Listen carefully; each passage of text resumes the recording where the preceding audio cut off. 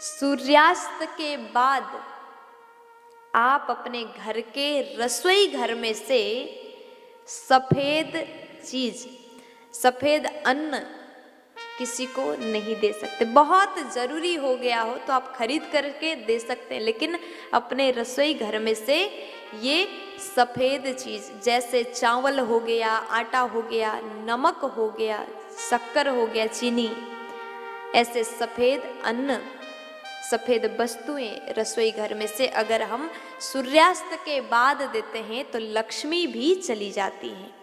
और हल्दी भी किसी भिक्षुक को अगर देते हैं तो हल्दी भी लक्ष्मी स्वरूपा माना गया, और हल्दी भी अगर देते हैं तो घर से लक्ष्मी चली जाती है। इसलिए ये भूल, ये गलती हमें कभी भी नहीं करनी चाहिए।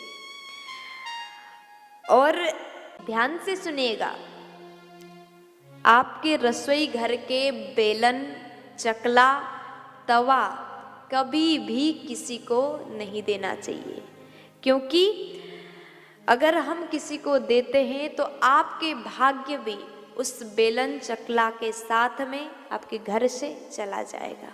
इसलिए ये 5 चीज कभी भी किसी को ना दें।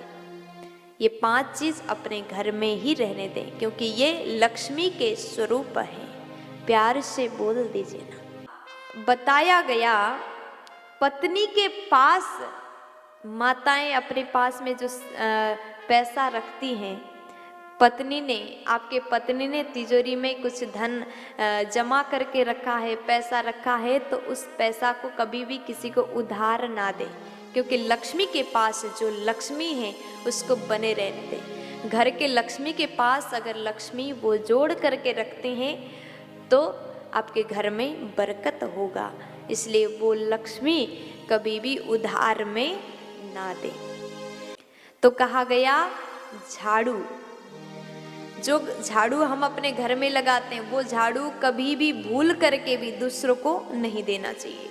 अगर पुराना हो गया हो तो आप किसी नदी में प्रवाहित कर दें।